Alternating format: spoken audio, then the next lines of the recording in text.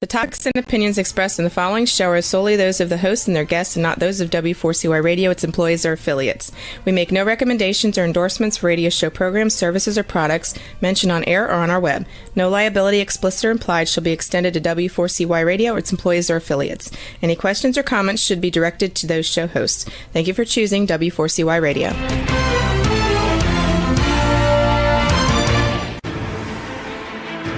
What's working on purpose anyway? Each week, we ponder the answer to this question. People ache for meaning and purpose at work, to contribute their talents passionately and know their lives really matter. They crave being part of an organization that inspires them and helps them grow into realizing their highest potential. Business can be such a force for good in the world, elevating humanity. In our program, we provide guidance and inspiration to help usher in this world we all want, working on purpose. Now, here's your host, Dr. Alise Cortez. Welcome back to the Working on Purpose program. Thanks for tuning in again this week. I'm your host, Dr. Alise Cortez, joining you live from Dallas, Texas, which is home base for me. If you've been tuning in for a while, you know this program is a thought leadership series that enlightens and inspires listeners with insights from distinguished business leaders and subject matter experts. Our conversations are designed to elevate your thinking and entice you to take a conscious and inspirational approach toward leadership and business. Before we get into today's conversation, I've got two announcements for you. First, we've launched the Gusto Now platform. It's a growth and transformation e-learning platform dedicated to awakening meaning, passion, inspiration, and purpose in people, leadership, and organizations. It features leadership development and other professional development courses in English, Spanish, and Portuguese. You can learn more at gusto-now.com. Secondly, my book, Purpose Ignited, How Inspirational Leaders Ignite Passion and Elevate Cause, is due out November 17th. It's on Amazon now for pre-order. I wrote the book to turn readers on and ignite their passion, inspiration, and purpose to make a contribution worthy of their one precious life and create leaders who radically improve the workplace as we know it. It was so much fun and came from the pandemic, so here we go. Now, on to this week's program. Today, we're turning the tables on the usual programming, and I'll be on the other side of the mic. Previous guest, Danny Gutknecht, is on the other side, and this idea was hatched after he was on the program a few months ago. Danny is fascinated with people and organizations that intend to live life fully expressing their lives uniquely and by doing extraordinary work. He is the CEO of Pathways, which helps clients transform people processes in every phase of the organization, from recruiting and retention to leadership development and cultural transformation. He's the author of Meaning at Work and Its Hidden Language. In this conversation, you'll become acquainted with a method Danny developed called essence mining, which he will use with me to depict my own path to purpose and how I express it today. So here goes. Danny, welcome back to Working on Purpose on the other side of the mic. Happy to be on board. I guess I'll just dive right into it, Alise, and start with the interview. So just let's start off by actually telling us where you were born. Where did you grow up? Well, I was born actually in Colville, Washington, which is like northeastern Washington, just under the Canadian border.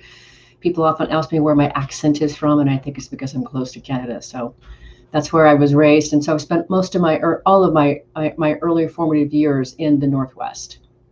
Wow. What did your parents do when you were growing up? They were very, very successful, first farmers and then restaurateurs, though my mother was married 5 times by the time I was 28.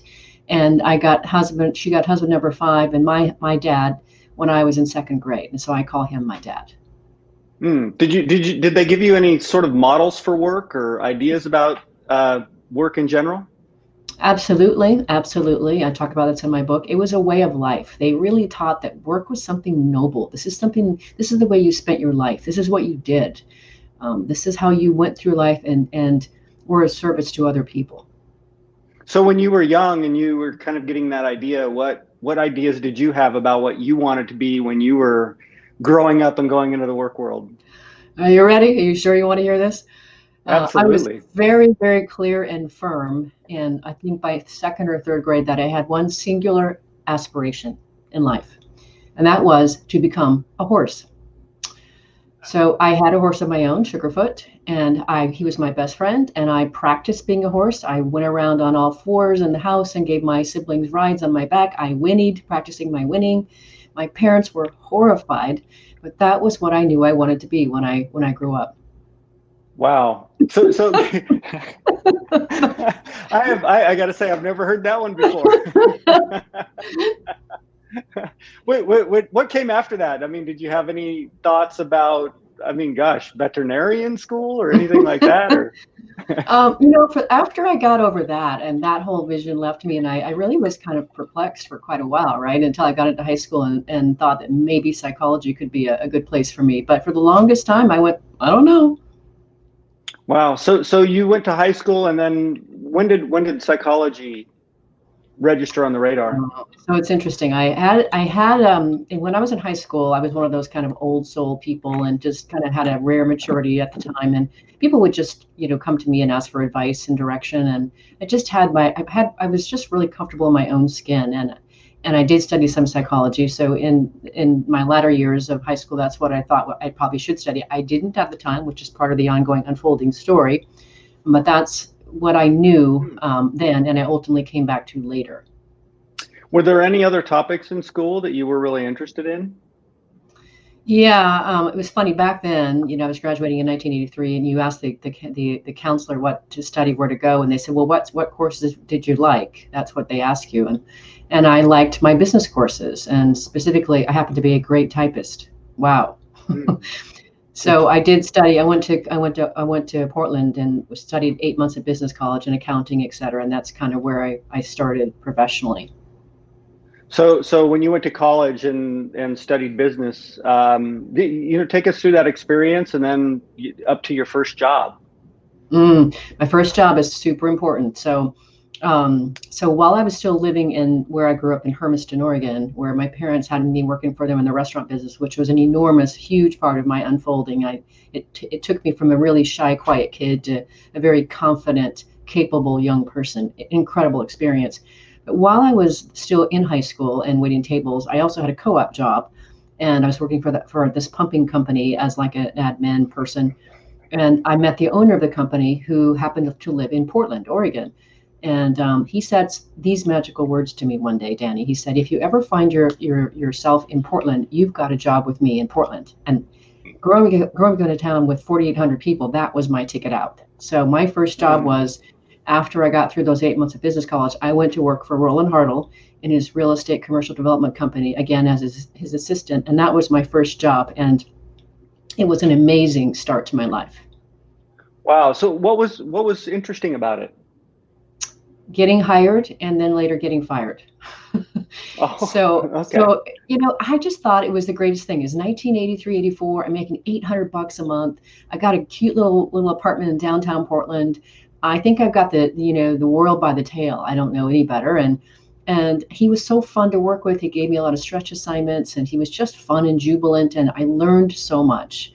But then when about 18 months in, the other major part of that import of the job was, he literally one day on the way out to lunch opened the door wide, and on his way out over his shoulder, he said, "You have to get out of here. You have to go see the world, get an education, do something with yourself. But before you go, hire your replacement."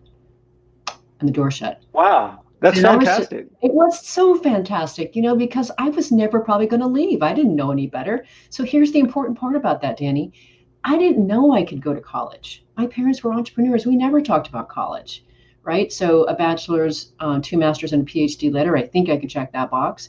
That thing about being, in other parts of the world, I didn't know anything about that, right?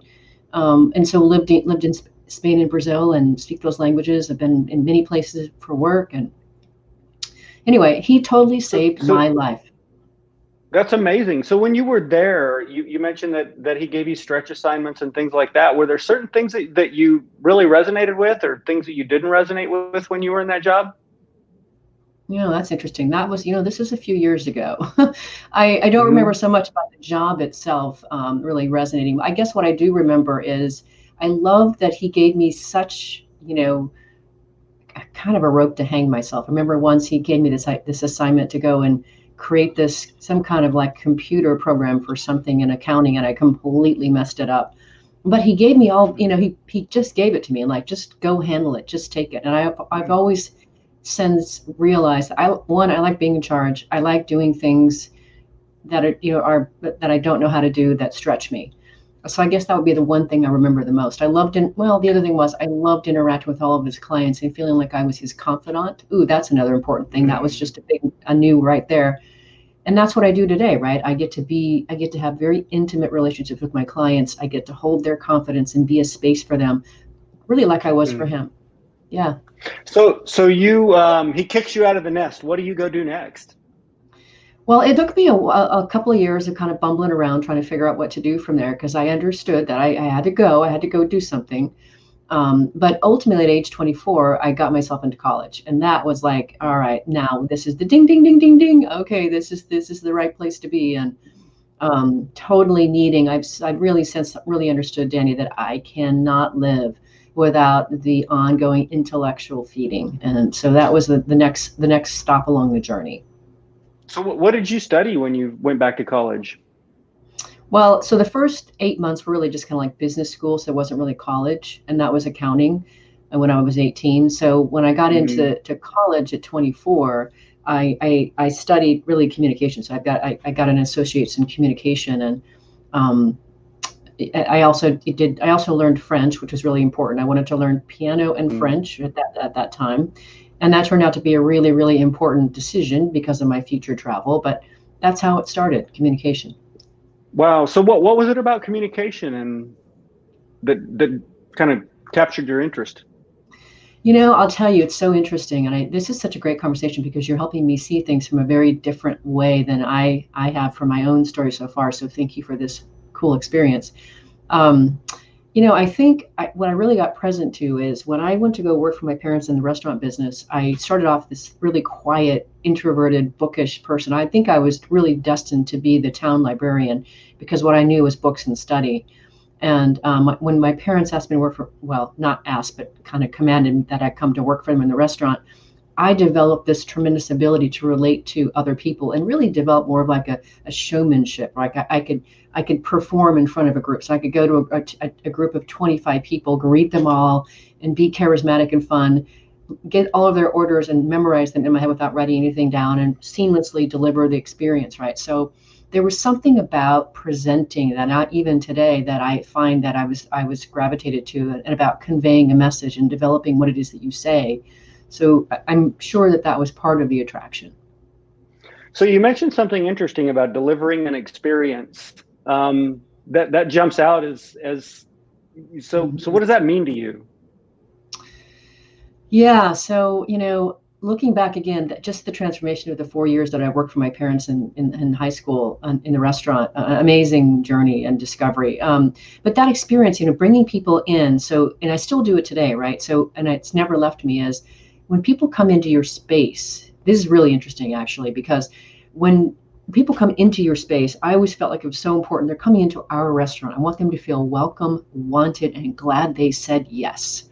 That's the first thing. So I want them to feel seen and connected. I want to delight them. I want to, and whatever they wanted. There were times when I used to affect different kinds of accents over the years as I waited tables to be whatever it is they wanted me to be. And it was just something that was a way to engage them over the moment of eating that was really important to me. And what's distinguishing about that, Danny, is that was about receiving people into my world, right? And I still do that when I entertain personally.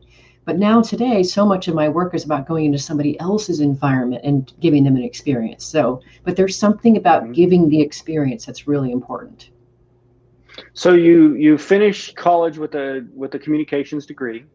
I finished my associates 2 years in. Oh, yes. Your associates. Okay, and then what happened?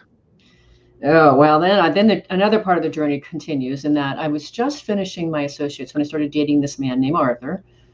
He was an oil and gas executive guy. And about a month into the relationship, he said, "Hey, guess what? My company's going to move me to Madrid, Spain."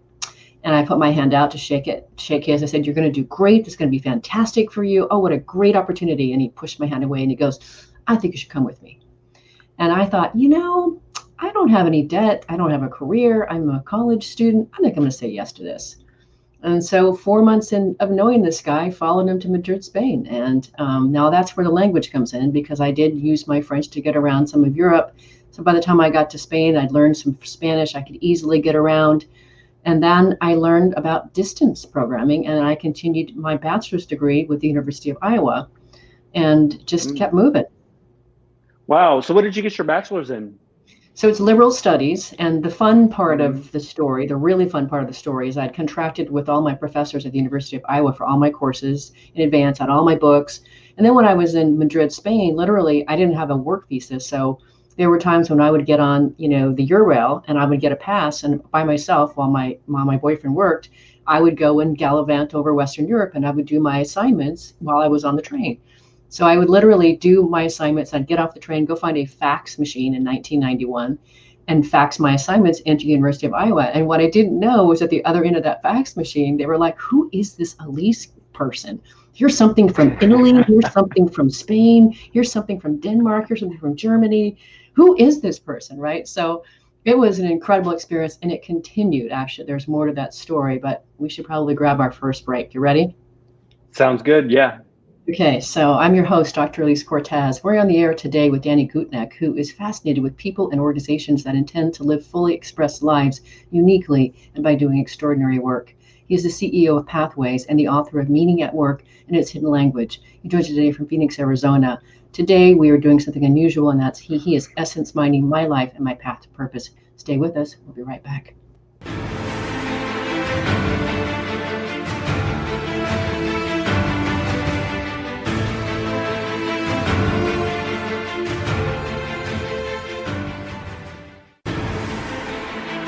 Dr. Alise Cortez is a management consultant specializing in meaning and purpose, an inspirational speaker and author. She helps companies visioneer for greater purpose among stakeholders and develop purpose-inspired leadership and meaning-infused cultures that elevate fulfillment, performance, and commitment within the workforce.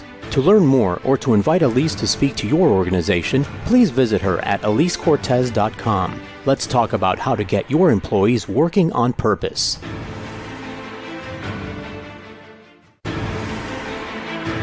This is Working on Purpose with Dr. Alise Cortez. To reach our program today or to open a conversation with Alise, send an email to Alise, A-L-I-S-E, at alisecortez.com. Now, back to Working on Purpose.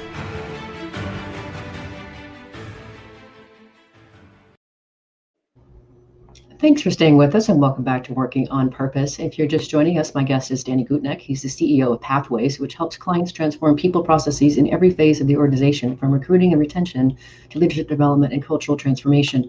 I'm your host, Dr. Alise Cortez. All right, Danny, so what's next? So you're traveling across Europe. You're faxing in your homework, I'm guessing, going to the University of Iowa. Yeah. Why pursue that particular degree? Yeah, was an important thing.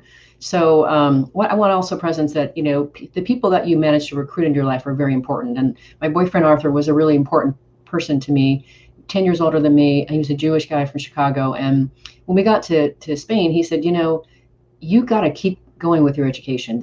Education is something no one can ever take away from you. So think about that as a Jewish person. No one can ever take that away from you. I really appreciate how supportive and guiding he was to me. So together, we found this big book of universities that had a distance program. And it was important for me that I chose one that had an actual brick and mortar. It wasn't just, ABC University kind of thing. So that was the first thing. And secondly, what I really realized I wanted to study was more like liberal studies, liberal arts. And that's what I did. So my bachelor's is in liberal studies, and so is my master's. So that's what. Why is that? Why did you choose that? I guess I gravitated, was again the divining rod, as I like to say, working its way in my life, and that I wanted more of like a classic in education. So I wanted to study anthropology. I wanted to study philosophy. I wanted to study history. I wanted to study a little something about the arts, religion, right? I kind of want to understand that those kinds of things, those elements that really comprised the human condition.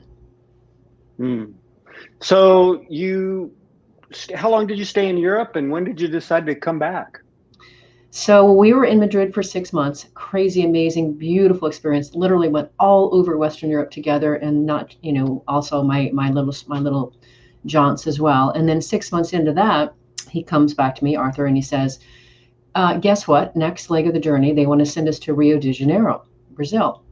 And I said, I think I'm going to get off the bus and go back to Portland, Oregon and do my life again. He goes, I'll do anything to make you stay.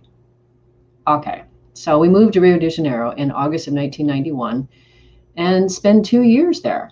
It was an amazing experience. And then I got my Portuguese from that. Hmm. And when did you finish your degree? When you were in Rio de Janeiro? Yeah, so I was a full-time dedicated student. I had Danny, I had a life that most people would kill for, frankly. I'm 26 years old. I live in a beautiful house. My boyfriend is an executive in a big, large company. We have a maid, a chauffeur, and a gardener. I travel all of the time with him for his business. I'm not working because I don't have a visa. So what I do is I pour myself into my studies. And so I was able to finish my bachelor's degree. I think it was January of 93 is when I finished it, something like that. And then literally the next day started my master's degree. So take us to the next step of your journey. What happens after Rio de Janeiro? Yeah, so this is really important for a conversation about essence, is that as wonderful as that life was, Danny, I really, really suffered in that time, and that I just felt like I was a flag in someone else's wind, and I wanted to fly my own flag. I felt like I was just taking from life. I wasn't giving anything back to it. I wasn't being of service, and it just killed me. There were so many times when Dalva, our beautiful maid, would come and find me crying in the house, and I'm sure she thought, what a crazy woman. Well, she's got everything. What is she crying about? And so I left in August of 93 and came back to Portland and left the relationship and came back just to make my own life. I needed to do that and went through a series of sales jobs and, found my way, bought my own house and, finally moved from Portland to Seattle. And that. So did you jump right into sales immediately? No, there's still a better story to that. So this is so important. Oh my gosh. When I came back in August of 93, just think about that. I had become a very different human being than I was when I left. And I did not know how to put that new human being back into the place that I came from. And so I just kind of thought, well, I need to finish my master's. I'm halfway through my master's. What can I do that lets me be peaceful, lets me really have the time that I need to throw myself into my studies and just, eke out a living while I figure out what I'm going to do next. And the opportunity came when this woman offered to teach me and let me buy from her very high-end residential cleaning business. And so I did that, and I learned how to really clean, very high-level homes very, very, very well. So I went from having a maid to being a maid, and it turned out to be just what I needed to do because I had all that time to myself. It was my own business. I did it. I also did the cleaning as well. And then I finished my master's and started into my sales jobs about a year later. And I'm sure you found that cleaning helps you also mentally compartmentalize things that you're thinking about and pondering. Yeah, and I can tell you for sure that I can trace it to, I loved walking into, a really messy, dirty, disorganized home and leaving it beautifully organized and with a statement. I love that. And so today, my work environment, if it's not clean and tidy, I am not productive. I map it over to that for sure. That's awesome. So what happened next? You're cleaning, you finish your degree while you're cleaning? Yep, I did. I finished my master's and then I moved. So I started some sales jobs in Portland. I sold high-end health club memberships. I was really good at that because I was in great shape. Still, that's important to me. Let's see. And then I sold, get this, I sold flour, the baking ingredient flour by the trainload. And then I moved up to Seattle to continue to do that in a bigger capacity. And when I did that, that's where actually that's where what I would call my early onset midlife crisis began, Danny. So I was in my early 30s, 32, 33, something like that. And I had a good life. I'm like, look, I got a beautiful, nice home, one in Portland, one in Seattle. I have a decent car. I get to travel. I get to go on vacation. I got really nice friends. But the work that I was doing, I was selling flour, which was great, but there was no intellectual rigor there. And I just thought, this cannot be all there is to life. And so I started thinking, what else can I do? And so finally, that's when I realized I don't want to have an affair. I don't want to buy a crazy new sports car. I don't want to go to an ashram in India. I think I'll do a PhD. That was my answer to the midlife crisis, and I think it was good for me. And that was the end. That was the late 1990s, and I would tell you that definitely continued my path to purpose as I pursued those studies, no question. So did you quit the job and pursue your PhD, or did you No. just? No, not together. Yeah. So what I did was I left. It was kind of in tandem. I ended up leaving the flower sales job, and this was late 1998. And back then, IT was booming. I'm in Seattle, so I easily found a sales job selling information technology staffing, and that is where I hit the jackpot. I went, oh my gosh, here it is. My product is people. This is where I'm supposed to be. And we were focused on work. I got to be able to learn about their lives and what they wanted to make happen in their lives through this process, and then place them in work that they found interesting. So then that's where the juxtaposition of people and work showed up for me. And I was really good at that. I was really good I sold those staffing services, and then I became a consultant as a recruiter, helping to build out recruiting departments for other organizations, and did that work while I worked on my PhD. What did you like about that? Yeah, what pulled you in? No question. I loved the intimacy of it, because recruiting, as you know, right? Recruiting people or talking to people about their careers and what they want to do is really an intimate conversation. And it's one that I always held very close and honor to my heart, that I was privileged to get to hear this about people's lives. And so that's how I learned how to interview and understand life story and understand meaning in work, which I later then researched for my PhD. So I was pulled to that. And then the whole notion that it's centered on the world of work, which I always found sacred. So people and work, perfect combination for me. So I did recruiting for 5 years while I did my PhD. And your PhD was specifically what? So it's with the Fielding Graduate University, and it's in human development. So I had learned, that's where the divining rod came back around. I said that I learned about psychology when I was in high school. I came fully back in circle, and the PhD is essentially, it's a psychology and sociology degree. So and then what did you study for your PhD? What did you kind of focus on your research? Yeah, oh, I loved it. Oh, it's so great. So here I was placing all of these IT people in these really cool jobs. And they were, in my view, they were changing how we communicate, how we practice healthcare, how we travel, how planes move through the sky. And I just thought it must be really amazing to get to do this work. And so I thought to ask the people, IT people, what did their work mean to them? And I wanted to know how was it related to their sense of identity?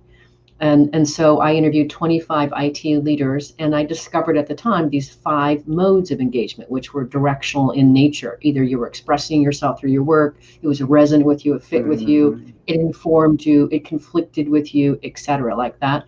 That's what I found at the time. And people loved it when I talked about it, and they would say, when are you going to write a book about that? I'm like, it's just a research, it's just a dissertation. I can't write a book about it. And it just laid fallow for a long time, but it kept working on me. That whole meaning thing, the identity thing, kept working on me as I went along in my career from there. What was it about identity that, why fixate on that? Well, what I've really come to, identity was really important. Oh yeah, here we go. Now you're pulling back something for me here.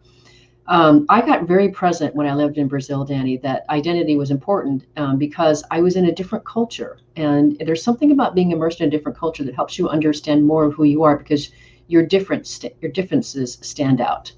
And so I just really became aware of, who I was striving to become. And I knew that I was always striving to become something more anyway, which is a part of identity. But identity is a behavior driver. It also informs how we make our choices and how it is that we talk to ourselves about ourselves and to others about ourselves. So it's really this incredibly anchoring aspect that was really compelling for me, and still is. And then you can look at it in relation to purpose, and then it becomes really interesting. So I'm curious. Take money out of the equation. If you're pursuing your PhD, you've got a career in recruiting at the same time. If you had to do one or the other and give one up and just stick with it, for a while, which one would it have been? Oh, it would be the PhD. It would be the research. I mean, I am very much a person who needs to cogitate. I need to think, I need to learn, I need to delve. And that's gonna be a forever thing. My mother used to say with horror, when are you going to be through with school? Like, I hope never, Mom. Yeah. So the continual learning piece in throughout your whole journey has been there. Absolutely. And it will, I think it will always be there. Today, even today, I'm still working on a diplomate program in logotherapy, which is kind of like doing another PhD program. So yeah, it still continues. Yeah. What is it that draws you in about that's just about the study and the learning? I mean, outside of just learning, what are the topics that you've found that maybe you've come down this funnel, it's been wider and now it's getting kind of more refined and more pinpointed? Yeah, well, let me just sort of say some of the things that it's not. I'm not a person, I'm not an astronomer. I don't Economics doesn't really interest me. Politics doesn't really interest me. But the kinds of things that interest me and that I continue to study are motivation, meaning, identity, logotherapy, and that's a big part of what I'm doing. Energy, growth, and transformation. So those are the kind of areas that I'm actually still studying today, that I'm working to further extend my own methodology and my own ongoing value contribution, if you will. So to really refine how it is that I work with people. So those are my sweet spots. Mm. What's so compelling about them to you, just personally? They're the water I swim in. I almost can't distinguish myself from them. So if I look at, like, for example, logotherapy is a good way to kind of start, because logotherapy is essentially teaches that meaning is our ultimate motivator in life. It's the thing that we all want to pursue. And therefore it's actually our ultimate energy source. And that's really interesting. So energy is really important to me. If you think about how fast do I talk? How fast do I walk? There's all of that's energy, right? And so I'm very fixated on the notion of energy and becoming potential. And you and I talked about potential in our conversation. I'm aligned with you on that. And so what does that take to always be pursuing your potential? It takes energy, it takes effort, it takes reach. It doesn't happen when you're sitting calmly on the couch and somebody taps you on the shoulder and says, "Hey, I'm here." You reach some new level potential. It takes something, and I love being that catalyzing force with people. I love doing that. It's good. Is it time for another break? It is. Let's grab our last break. You're better at this than me, and this is good. I love it. I'm Alise Cortez, your host. We're in the air with Danny Gutknecht, who was fascinated with people and organizations that intend to live fully expressed life uniquely and by doing extraordinary work. He's the CEO of Pathways and the author of Meaning at Work and Its Hidden Language. He joined us today from Phoenix, Arizona. Stay with us. After the break, we're going to continue the conversation on the path to purpose.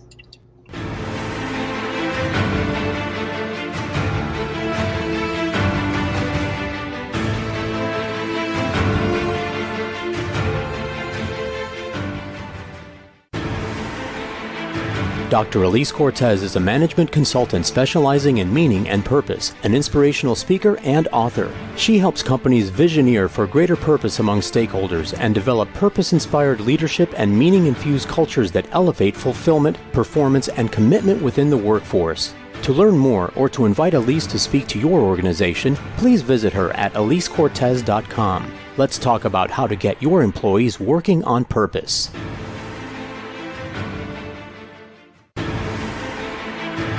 This is Working on Purpose with Dr. Alise Cortez. To reach our program today or to open a conversation with Alise, send an email to Alise, A-L-I-S-E, at alisecortez.com. Now, back to Working on Purpose.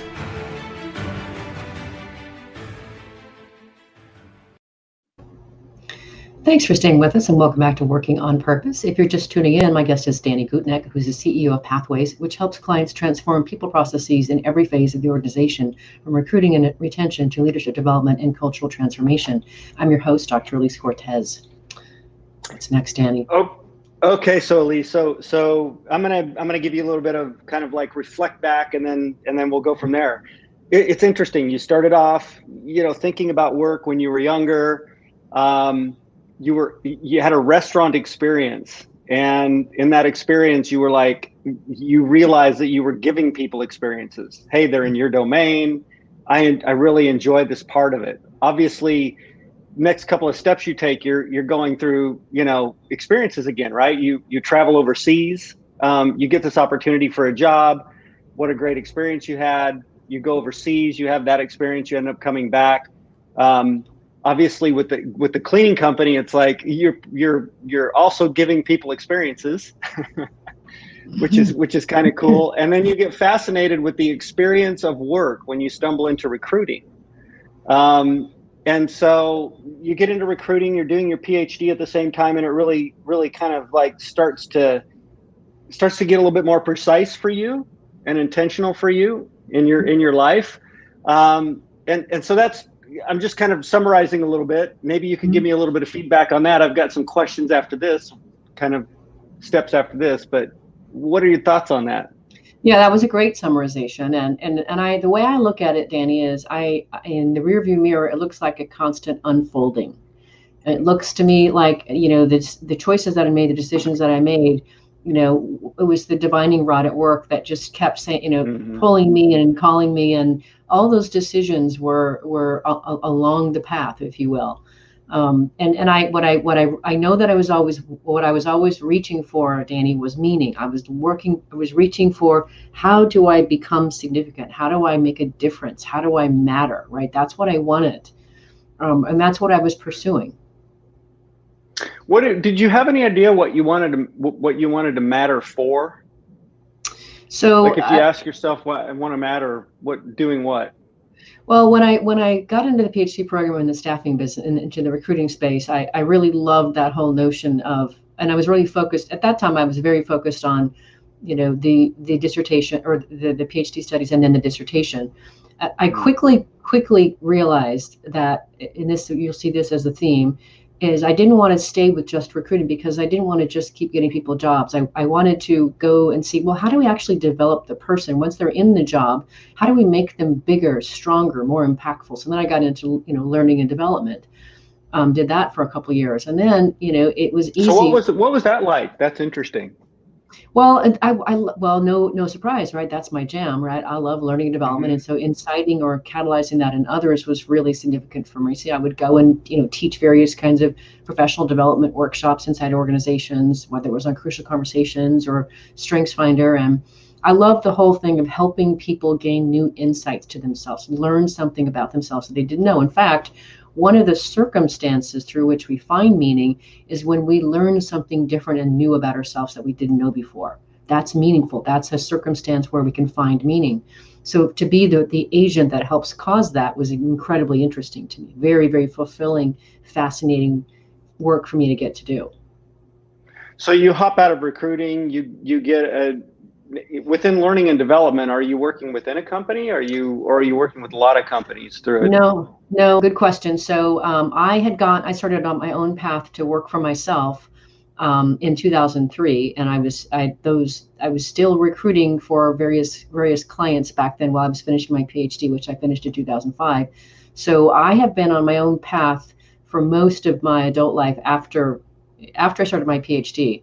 And then the reason that happened in 2003, Danny, is because I had the wonderful, magical gift of becoming a mother. And my husband at the time was a full-time consultant who traveled all the time. And I was like, I'm going to continue working, because working is really important to me, but I need to do it on my terms. So let me work for myself. And that way I'm not putting her into daycare at 7 a.m. and picking her up at 7 p.m. That, for me, that was just really important. And I had a nanny that helped me sometimes. And that was really what started my real path to entrepreneurship.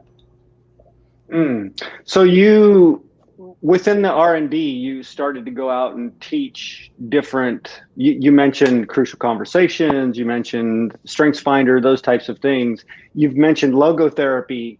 Tell me about that journey of just working with companies and what you've been doing with them.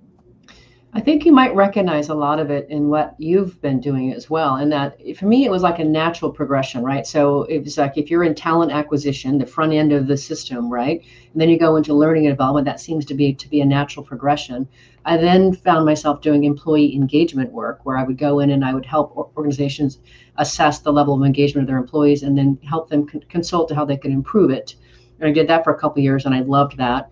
And then I naturally found myself gravitated to wanting to develop leaders. How do we develop, both managers and then also leaders? And so I did that for several years.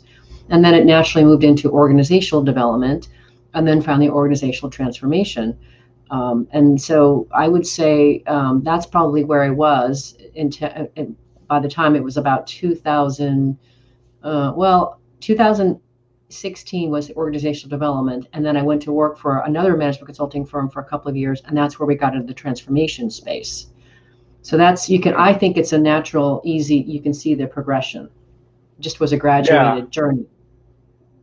Yeah. So you went from the one-on-one, somebody looking for a job, to slowly going, okay, how does somebody more fulfilled within the workplace, to how are people fulfilled within the workplace, to how do you energize a whole workplace? Yeah. And so, I got to tell you, this is a really important, so I would say a pivotal year for me, Danny, was 2014. So I had decided in 2012 to go out and expand my dissertation research to now interview 115 men and women from 20 different professions among the ages of 18 and 78 to learn about their experience of meaning in their work and their identity. And I then found these 15 modes of engagement. And I had the opportunity at the time, this was so cool, and this so syncs with everything that's yummy and juicy about the path is, I was called for that, Danny. I mean, this thing had me by the throat and was not going to let me go. And it was so much time and effort to produce this postdoc research, which I fully funded on my own. I did it on my own. Later, I had another colleague who helped me on the back end do some of the analysis. And that was truly a labor of love, truly what it looks like to work with passion. So from there, because I had done that research with my alma mater, Fielding, they said, hey, there's this business conference in India that if you apply for it and they accept you, one, you get to present your research, and two, you get to be academically published. And I went, no brainer. India's on my bucket list. I want to be academically published. I'll do it. So here it was. It's 2014. I've got these results. I've got an academic article. I'm going to India in December.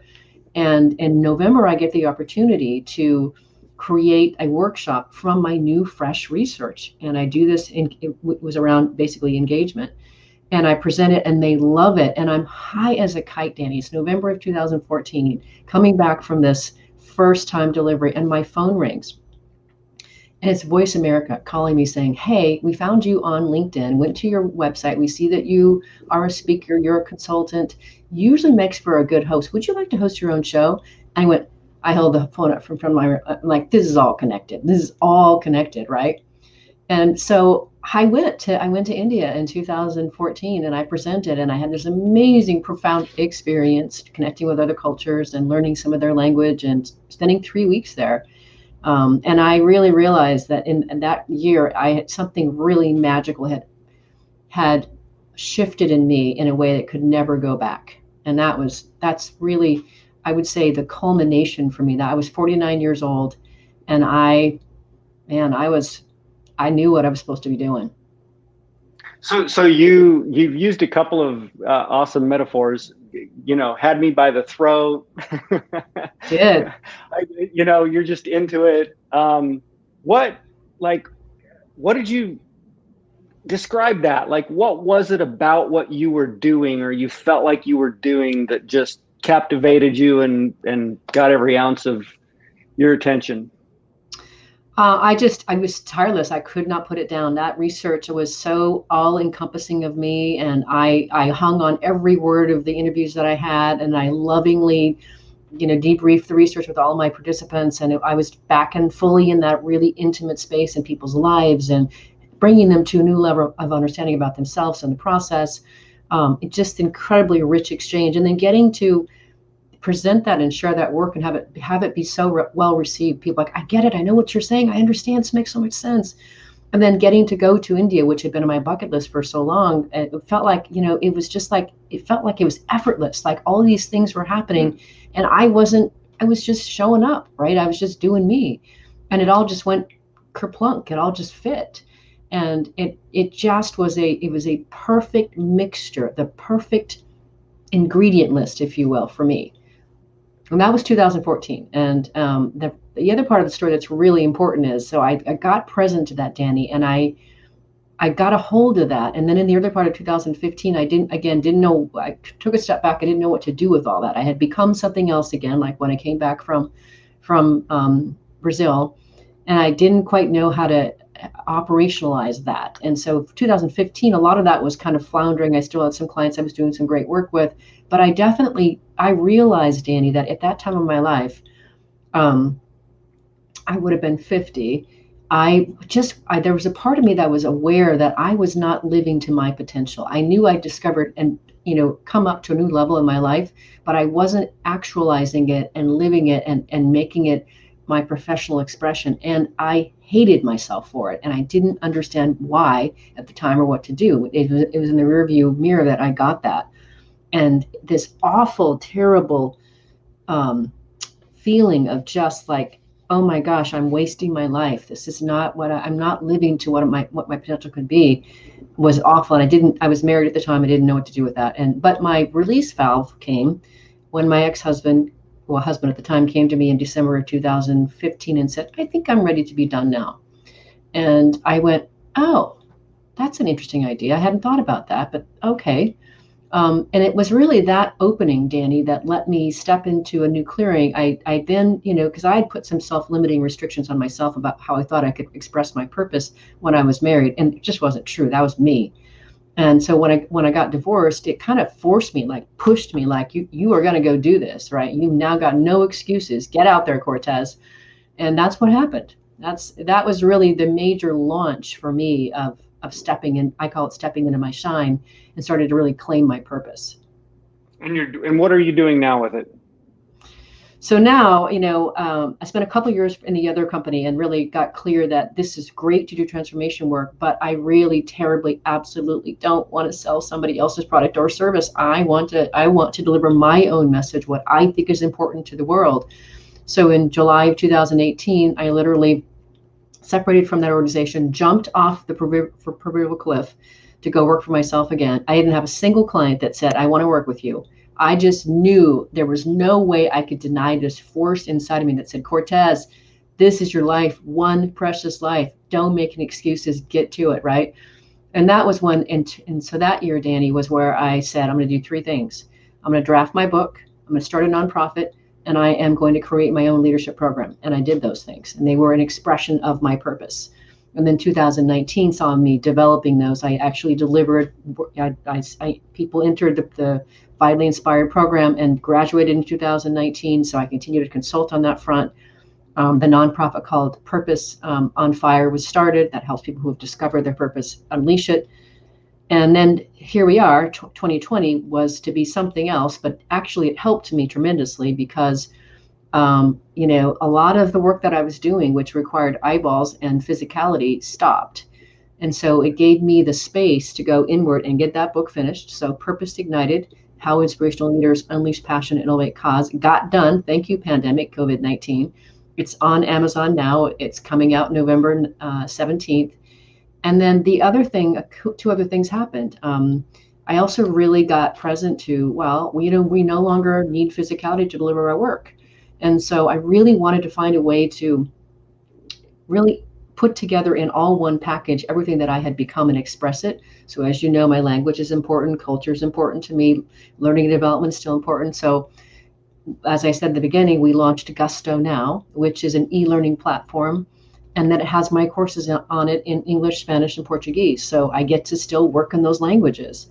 Then there's also this anthology that I'm curating, which is where I was asked to curate this thing.